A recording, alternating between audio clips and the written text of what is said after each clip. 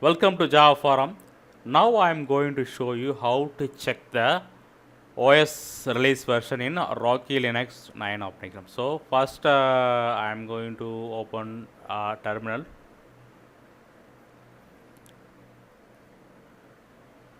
So login as a root user because this file is available in /etc directory. So cat /etc hyphen /etc/os hyphen release. So this is the file which will display all the details about the operating system release, like operating system version, operating system name, so operating system separately name, etc., etc.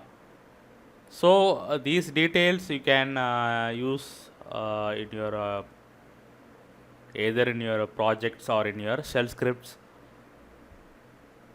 So you can customize this command like this, so that I can get the Proteus name separately and get the OS name separately, version separately by using the grep command.